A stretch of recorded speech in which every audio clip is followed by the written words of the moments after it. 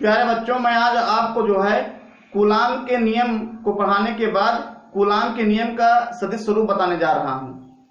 अब देखिए, कूलाम के नियम में हमको इतना ही केवल पता था कि दो बिंदु आवेशों के बीच लगने वाले जो बल था उसका केवल हम परिमाण ज्ञात कर पा रहे थे। जो बिंदु आवेश थे उनके बीच का परिमाण ज्ञात करते थे, लेकिन अब हम जो है बल का परिमाण ही नहीं, हम उस बल की दिशा भी ज्ञात करेंगे। किसके नियम के आधार पर? कूलाम के नियम के आधार पर। तो कूलाम के नियम के आधार पर ही हम बल की दिशा ज्ञात करेंगे। तो कैसे? सबसे पहले देखिए कूलाम का नियम के अनुसार कैसे ज्ञात करना है। सबसे पहले हम क्या करेंगे, कूलाम का नियम कहता है कि दो बिंदु आवेश लेना है। तो आप दो बिंदु आवेश ले लीजिए। ये हो गया Q1, ये क्या हो गया Q2। इनके बीच की दूरी कितना लेंगे? R लेंगे। अब इसको सदिश रूप से कैसे व्यक्त करेंगे? सदिश रूप से व्यक्त करेंगे वेक्टर R से। अब Q2 पर ये आवेश Q1 जो है एक बल लगाएगा। एक कूलाम के नियम में हम पढ़े हैं। तो देखिए दोनों आवेश धनात्मक हैं, इनके बीच कैसा बल होगा? इनके बीच बल जो लगेगा वो लगेगा प्रतिकर्षण बल लगेगा। एक की दिशा इधर होगी, एक की दिशा इधर होगी। यह बल क्यों लग रहा है? यह बल लग रहा है किस आवेश पर लग रहा है? Q2 आवेश पर। किसके कारण लग रहा है? Q1 के कारण लग रहा है। तो लिख देंगे 2-1। इधर जो बल लग रहा है किस पर लग रहा है? Q1 पर लग रहा है। किसके कारण लग रहा है? Q2 के कारण लग रहा है। तो देंगे 1-2। ये बल तो आपस में बराबर हैं, लेकिन सदिश, अगर सदिश कहेंगे वेक्टर फॉर्म में ये बल लिखा जाएगा तो जो सदिश होते हैं आप बराबर कब होते हैं? सदिश बराबर तब होते हैं यदि उनके परिमाण और दिशा आपस में क्या हो? बराबर हो। दो सदिश बराबर तब होते हैं जब उनके परिमाण और दिशा आपस में क्या हो? बराबर हो। हमें पता है वेक्टर R इक्वल टू क्या होता है? वेक्टर R इक्वल टू होता है mod vector R into unit vector R। ये होता है। अब हम लिखेंगे कूलाम के नियम से। कूलाम के नियम से, कूलाम के नियम से अगर हम लिखेंगे F21 इक्वल टू कितना आएगा? ये दोनों बिंदु आवेशों के बीच लगने वाला बल है, तो दोनों आवेशों का गुणनफल ले देंगे 1/4 पाई। ये कूलाम का नियम यही कहता है। ε0 इंटू Q1 Q2 अपान क्या हो जाएगा? R² into unit vector R। अब हमको पता है यूनिट वेक्टर R ले देंगे से यूनिट वेक्टर R बराबर क्या हो जाएगा? वेक्टर R अपान कितना? Mod vector R। तो यह कुछ वेक्टर फॉर्म में लिखेंगे तो कैसे हो जाएगा? ये 1/4 पाई, जो कि बल सदिश राशि होती है, इंटू Q1 Q2। R का वैल्यू कितना हो जाएगा? R का वैल्यू हो जाएगा R equal to mod vector R हो जाएगा। मॉड वेक्टर R पे स्क्वायर लग जाएगा। ये R इक्वल टू है mod vector R into unit vector R का वैल्यू कितना है? वेक्टर R बाई ये है। ये देखिए दो बार आया है। Vector R equal to 1/4 pi ε0 into Q1 Q2 upon mod vector R का हो जाएगा क्यूब इंटू वेक्टर R। ये जो हमने फार्मूला प्राप्त फाइंड किया है, यही क्या है? कूलाम के नियम का सदिश स्वरूप है। तो ये इस तरीके से ये आपके समझ में अच्छी तरीके से आ गया होगा। अब आपको हम अगला हेडिंग बताने जा रहे हैं, प्रिंसिपल ऑफ सुपरपोजिशन, अध्यारोपण का सिद्धांत, जो कि बहुत ही इंपॉर्टेंट है। आप ध्यानपूर्वक देखते रहिए। हम समझेंगे अध्यारोपण का सिद्धांत, प्रिंसिपल ऑफ सुपरपोजिशन। यह जो है कक्षा 12 के दृष्टिकोण से इंपॉर्टेंट टॉपिक है। तो इसको इस तरीके समझते हैं कि बहुल आवेशों का अध्यारोपण का सिद्धांत। इसमें क्या होता है? इसमें कई आवेश होते हैं, और जब कई आवेश होंगे तो कूलाम के नियम का प्रयोग करेंगे। सबसे पहले हम लिखेंगे यहाँ एक आवेश है Q1, एक क्या है? Q2 है। Q1 जो है Q2 पर एक फोर्स अप्लाई करेगा। ये फोर्स हो गया आपका। ये फोर्स क्या हो गया? ये Q1 पर, ये जो है Q1 पर है फोर्स। किस कारण लग रहा है? ये Q2 पर फोर्स है, किसके कारण लग रहा है? Q1 कारण लग रहा है। अगर यहाँ पर कोई फोर्स अलग आवेश ले लीजिए Q3, तो Q3 भी इस पर एक बार जो है फोर्स अप्लाई करेगा। इसको कैसे लिखेंगे? ये फोर्स लग रहा है किस पर? Q2 पर। किससे कारण लग रहा है? अगर यहाँ Q4 ले लें तो Q2 पर एक फोर्स और अप्लाई करेगा, तो क्या हो जाएगा? F और 2 पर लग रहा है, किससे कारण लग रहा है? 4 कारण लग रहा है। ऐसे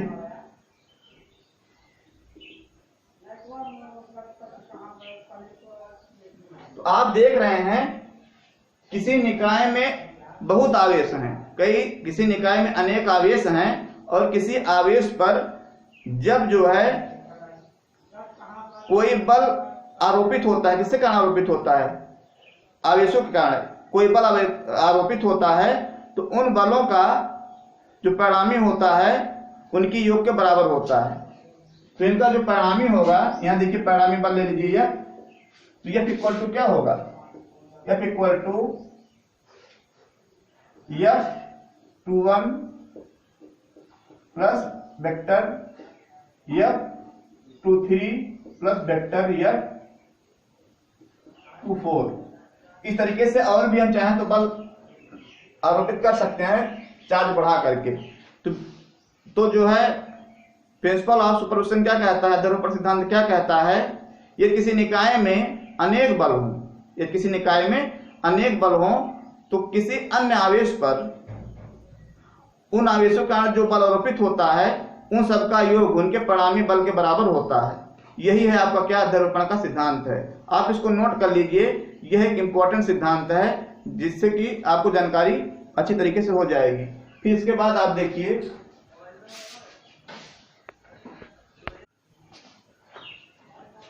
अब मैं आपको बताने जा रहा हूं कि वैद्युत द्विध्रुव क्या होते हैं और वैद्युत द्विध्रुव आघूर्ण को कैसे समझते हैं। तो जो वैद्युत द्विध्रुव होता है वो किस प्रकार बनाया जाता है, आप देखिए। वैद्युत द्विध्रुव किसे कहते हैं ये तो बाद में देखिएगा, पहले कैसे बनाते हैं इसको देखिए। इसमें क्या होते हैं? दो चार्ज होते हैं, एक चार्ज ये हो गया, एक चार्ज ये हो गया। दोनों चार्ज क्या होते हैं? विपरीत होते हैं। अगर ये माइनस Q चार्ज है तो क्या होगा? पॉजिटिव Q चार्ज होगा, और दोनों का परिमाण भी बराबर होगा। ऐसा नहीं कि दोनों का मात्रा अलग अलग होगा। जैसे मान लीजिए अगर ये -2 माइक्रोकूलाम है तो ये भी क्या होगा? +2 माइक्रोकूलाम होगा। ये नहीं कि 3 माइक्रोकूलाम लेंगे, ऐसा नहीं करेंगे। तो दो चार्ज जो होते हैं,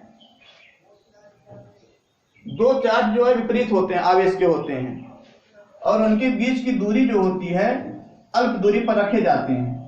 वो दूरी क्या है? 2l है। ये क्या? इसका केंद्र है। अब समझ में आपके आ गया होगा।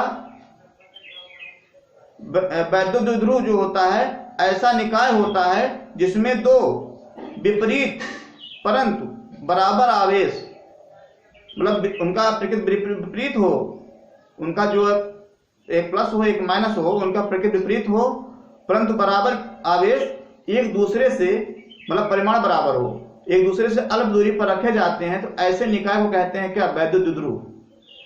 दो बराबर परंतु विपरीत आवेश एक दूसरे से अल्प दूरी पर रखे जाते हैं, तो इस निकाय को क्या कहते हैं? वैद्युत द्विध्रुव कहते हैं। तो इसको आप नोट कर लीजिएगा, वैद्युत द्विध्रुव किसे कहते हैं? वैद्युत द्विध्रुव इलेक्ट्रिक डाइपोल।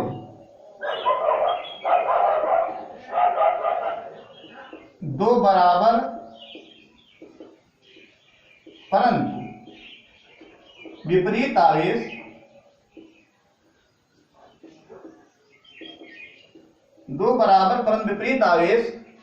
एक दूसरे से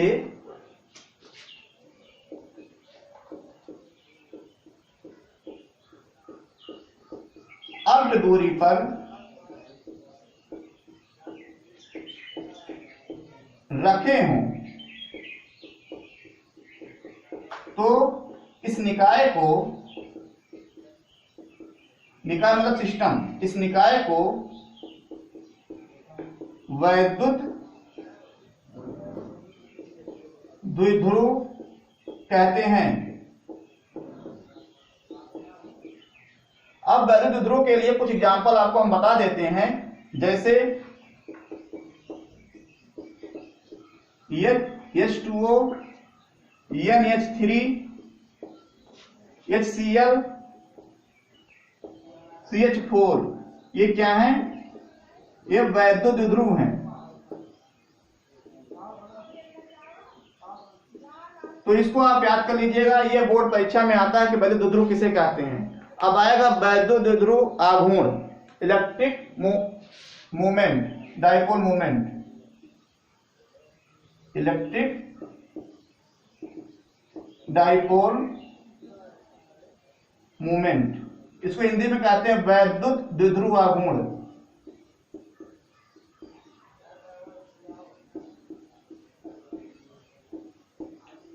ये बहुत ही आसान है। वैद्युत द्विध्रुव आघूर्ण किसे कहते हैं? दो आवेशों में से एक आवेश, दो आवेशों में से एक आवेश, तो एक आवेश इसको ले लीजिए, दो आवेशों में से एक आवेश तथा उनके बीच की दूरी, उनकी बीच दूरी क्या है? 2l, इन्हीं के गुणनफल को कहते हैं वैद्युत द्विध्रुव आघूर्ण। तो बहुत आसान है, दो आवेशों में से एक आवेश तथा उनके बीच की दूरी के गुणनफल को कहते हैं वैद्युत द्विध्रुव आघूर्ण। वैद्युत द्विध्रुव आघूर्ण जो होता है एक सदिश राशि होता है। कैसी राशि होता है? सदिश राशि होता है। और इसका मात्रक क्या होता है? देखिए, एक आवेश लेना है, आवेश का मात्रक क्या होता है? कूलाम होता है, और दूरी का मात्रक मीटर होता है। तो इसका जो मात्रक हो गया, यूनिट हो गया, क्या हो गया? कूलाम मीटर हो गया। ये सदिश राशि होती है, इसका मात्रक कूलाम मीटर होता है। आप इसको नोट करिए, दो आवेशों में से एक आवेश, एक आवेश क्या है? Q है, तथा उनके बीच की दूरी को, उनके बीच की दूरी के गुणनफल को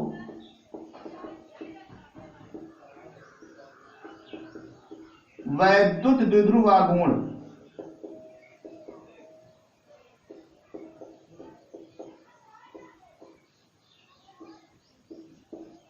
कहते हैं। अब इसको देखिए, यह कैसी राशि है?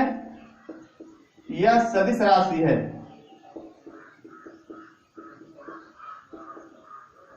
इसे वेक्टर P से निरूपित करते हैं।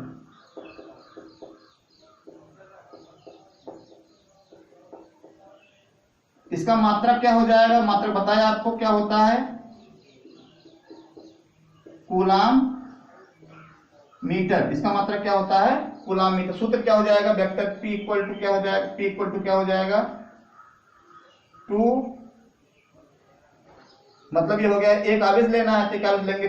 Q इंटू 2l हो जाएगा। P equal to 2QL।